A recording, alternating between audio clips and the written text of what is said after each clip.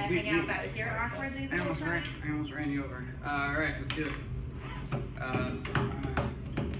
10 seconds, Richie. 3, 2, 1. 4-time with Myriad. Have Coach Richie here with us today. Welcome back, sir. Yeah. Where are you coming from? I was in Okinawa for 10 days. You were. We missed you. Everyone, every single day, every single minute asked, where's Richie? So just so you know, everyone was very curious about you. Yeah. Which leads us to today. And today we are going to, by request of members, share a little bit of Richie's adventures, journey, learnings, workshops, everything you did in Okinawa, and kind of like the why behind that. So that's where I want to start. Is like, I don't think a lot of people know this, but why did you go to Japan? So I've been doing karate since I was a little kid. How little? I think I was 8 when I started. Yep. So we're going on 30. That's 22 years. 22 years doing karate. Dude, nice math. Yeah, I know, math, crazy. You know, Okinawa is, you know, diplomatically it's part of Japan, right? But historically it kind of was a weird in between, you know, Japan, Taiwan. There's, you know, relationships that they had with the Korean Peninsula, southern China, right? Like they're in a weird spot geographically, so they were culturally involved with a lot of different people. Heavy southern Chinese influence, and then also, you know, indigenous stuff and mainland Japan. So anyway, but that's where karate comes from. Thank you for that, by the way. Yeah. That's where karate comes from, and you know, I don't know, I probably wanted to go to Okinawa to do karate since I was like 10. So this is your first time there? Yeah, first time in Okinawa. Yeah. Gotcha. Talk to us a little bit about the trip itself. I know you went from like Indy to Minnesota to... That was on the way home. That was way home. So way out there, what was it on the way out there, I flew from here to LAX and then to the Haneda Airport in Tokyo and then to Naha. Got it. About 24 hours of travel time. That piece of cake. Yeah, it's great. You can get the flight there from LAX is something like 12 hours. Yeah. So you land, you finally get to Okinawa. Yep. Then, like, what day did you arrive? So I got there, oh man. We left on Friday morning. We got there Saturday night. Got it. 13 hours ahead. Got it. So it's like time travel. Yes, time travel was happening, yes. But even faster forward in time. But then when we came back on the same day. Got it. Because you get it back. For sure. Oh yeah, it's wild. And then... So you show up Saturday night, and then your thing starts Sunday morning, or? Things, yes. So we got picked up from the guy who was organizing. His name's James. Kind of set up the seminar. We got picked up by him and one of his people who helps out and does tours. His name's Dan. Anyway, they picked us up. He and my buddy that went with me. 2 buddies. It's me, and then under my teacher, there's one other guy. He owns his own programs, and he and I are her senior people. Okay. And then one of his senior people he trains. 3 of us went. So how many total on the trip, like on this group? So there's the 3 of us, and then at the first seminar, the kind of like the reason we went, we were about 30 or 35 people. Got it. From all over the world. People from Finland and New Zealand and Australia. No kidding. Yeah, wow. Netherlands. One guy was from Colombia, a couple of the people from the States, Pennsylvania, Utah, Ohio. Wow. So you had this first workshop, I guess you call it. How many days was that? That was 4 days. 4 days. So we got picked up that night, and then the next day, James took us on a walking tour of, he took us up to Shuri Castle, and there's, I can't remember the name of it. There's a set of gardens there that were like we'll call it like the summer palace for the Ryukyu king for a long time. Cultural significance there is that one of the guys that we know a lot of, like what is taught now in karate, a lot of what we have came through him, and that was where he was the like head bodyguard dude for like the last 3 Ryukyu Kings, and he was the man, and his kind of gig in retirement was to train people and to pass on at the like the and be the guard at sort of something palace guard situation. Yeah. Anyway, so we did walking tour of all of that, and just generally kind of familiarized yourself with Naha. That night we had a really cool welcome dinner at the Chinese Gardens. In So this Naha. is Sunday night or Saturday night? Saturday. This is Sunday night. Sunday night. Okay. This is Sunday night, and then we had like welcome dinner with all the folks that were. And you sit on the floor during? No, most stuff is Western. At the farewell dinner, we were on like short tables with like you wouldn't fit. What are you trying to say I here? fit okay, but you were too tall. Some of the bigger members of the party definitely were like scrunched in. It was pretty funny. And we did welcome dinner. You know, that was at like the Chinese Gardens, which are you know, it's where they would like entertain Chinese diplomats and emissaries. Back in the day, it was kind of built as like a show of status. Like, look at how cool Okinawa is. For sure. You know. Yeah. And then we got into training the next day. What time's training? Give me a 9 to 5-ish with like a 2-hour lunch. And you guys stayed in a hotel? Or? Yeah, so me and my one buddy, we stayed in an apartment, and then the other friend was in a hotel. Got it. 20 minutes. It's like an away. Airbnb type apartment, or? No, it's like a normal tiny Japanese apartment. Honestly, it's like, you know, bathroom, the little bedroom, and everything all included. It was like the size of this area. Gotcha. It was a tiny Japanese apartment. You know, a little kitchenette, 2-burner stove. So Monday morning, are you jet lagged? Are you getting up at like 4 a.m., 3 a.m.? Or are you kind of like, you getting up at 8 a.m.? Monday was right? good. I can't really sleep on planes. I tried, and it didn't really happen. So when I got there that night, I Straight to bed. straight to bed. Nice. Kind of woke up the next morning, and that was fine. Coming home was a little weird. But Right. going there was easy. And then we had 4 days training. So what's training look like? I mean, you're looking at like 9 a.m. to 4 p.m. and then you have to do there's stuff. about- Is there lunch breaks or like? Yeah, I guess I'm just imagining you guys doing karate for like 12 hours a day. Like, No, it was actually. I was kind of expecting that, and it was more chill than that. Okay. We'd go in. The first, the guy that we were training with, his name's Hanshi Patrick McCarthy. He is widely regarded as like the best for the historical, cultural context, understanding of like where karate actually came from in the West. Interesting, right? Like really understanding its history and being able to kind of get that out there to the Western world. Kind of like as a researcher, right? Anyway, he has his organization, which he calls Kodi Uchinari, which is cool because that's like a very Chinese way of basically saying like old school karate, which I get a kick out of.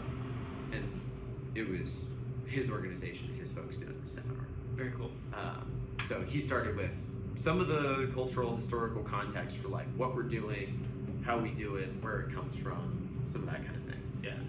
And then we trained a couple hours in the morning, 2 hours for lunch, a couple hours in the afternoon. You know, we kind of touched on a lot of stuff. We did a little bit of grappling and not really any throws, but like lots of gripping, controlling people, a handful of drills for like body conditioning and blocking, kind of some of the foundational skills of putting hands on people. And then, you know, kind of built up to a drill that is not a drill for skill development, it's a drill for kind of keeping a whole bunch of techniques in an organized way. Something like 72 techniques in this thing. Oh, wow. We kind of built that over the 4 days. And just to have like a different take on how you integrate some of your self-defense techniques, you know, when somebody's grabbing you or trying to grab your shirt and punch you or choke you or whatever. Anyway, it was cool. Yeah. Yeah. So we did that, 4 days there, and then We had a farewell dinner with that crowd. That was a rowdy night. That was a late night. More on that, you have to ask me in person. Okay. You guys hear that? Ask him in person. And then, I'm going to ask him at the end of this. But. And then, oh no. You're good. We're good. Keep going. And then after that, we had Friday. We went and took class with James, right? Our organizer. We took class in the evenings from his dojo a couple times actually. He had like a beginner's class on Monday, and then we took a Goju class with one of his people. She works for him. She's not. Her name's Andrea. She's like a legit world champion in kata, and so taking her class was cool. And then. So was this second portion? Was it the same group who did the first portions doing the second portion, or was like? Yeah, we saw a lot of the same folks around. Gotcha. Because James's dojo is also, he's a British expat to Japan, and he has done a ton of work in the last 15 or 20 years, kind of organizing and facilitating between Westerners and folks in Okinawa to train. Got it. Right. And so were there locals at these? Yep. As well? Yeah. He's got like his people that he trains, and then there were a bunch of us from all over the world from that seminar, from other things happening. How was the language barrier in that realm? Like, was there a language barrier? Was there like? Once you start moving with somebody, we all speak the same language. Speak karate. Yeah, exactly. Do you know Japanese? I mean, some. Okay. Some. Enough to be dangerous. Yes, exactly. I have enough to get around, enough to kind of struggle through a conversation with somebody if I have to. It's not good. I understand a lot more than I can speak, which is. Are they teaching in English or teaching in? Yeah, Japanese James tradition? taught both. Okay. Mostly in English, but then he's got people that speak Japanese that are his students, and then he teaches. I'm assuming living there as an expat, he's fluent. So. Yeah. Got it. Yeah, and he studied that in school. And then Saturday, so that was Friday night, we did his advanced shorter noon class, which was great. He was an awesome teacher. I would go study with James whenever I could. Yeah. Saturday evening, we did the 100 Kata Challenge he puts on, which is in one of the parks nearby. People all over the world for that weekend. You do the kata, the prearranged forms, the formal exercises of karate that people are kind of used to seeing and look like karate. And you either pick one and do it 100 times, or you just add them all up to 100 reps. Got it. So we did our whole curriculum 4 times, plus a few extras. To get to the It takes a while. It's about 2 hours. About 2 hours, just repping it out. Yeah. It's cool. And then Sunday is like International Karate Day. It was kind of, I want to say in like 1934. I could have that off. It was like the time when the masters of the time were like, we need to be able to popularize karate and make it a modern Budo, cultural reformation in Japan. And, it was a wild time in the world at the time. I'm sure. And so they renamed it to karate, and that time is celebrated now in Okinawa. And it'd be like if they closed down Meridian Street from like 10th all the way down to the Circle, and then just thousands of karate people lined up doing demonstrations. So you were in heaven, huh? It was cool to see, and you see some of the kids out there doing their kobudo, working their weapons, nunchaku and sai and tonfa, and people doing kata and self-defense demonstrations and all kinds of stuff. And then we took class a couple more times, like Monday and Tuesday, and then we left on Wednesday. Man, it was a time. So that time flew by. Pretty much. What was your biggest takeaway from the trip? Biggest takeaway? Yeah. Like on the karate side? Just in any side. Personal. I wouldn't do a trip quite that long again. It was a little bit long. If I had been like travel 6 days and travel again, that would have been just right. We were there 10 days. Yeah. 2 travel days. It was a little long being away from my ladies. Got it. I was gonna routine. ask. I was gonna ask. Was it like family, like homesickness? Well, and I like being able to come to the gym and work out and train and see my somebody people likes that I routine, take care huh? of. Yeah, I know, crazy. And so that was a little hard for me, but it was fine. It was a really cool experience. What was your biggest aha educational training takeaway? The problems that exist in karate. I was talking to people in Finland, folks from Australia and New Zealand, the Netherlands, just all over. We all have the same problems, and that was oddly comforting. Yeah. You know, just like in training and making the thing really work for what you want it to do, and that was oddly comforting. You know, it's not just us being For silly. sure. Yeah.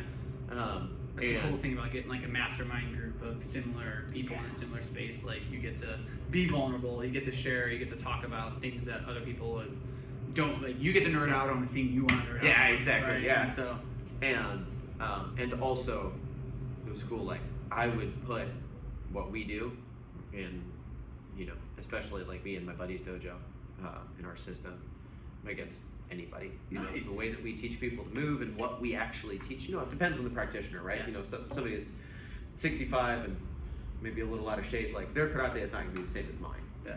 But as far as like content, what we actually teach, it's as good as anybody's, For sure. which is cool to see. Because you don't know until you're outside of your bubble, you know.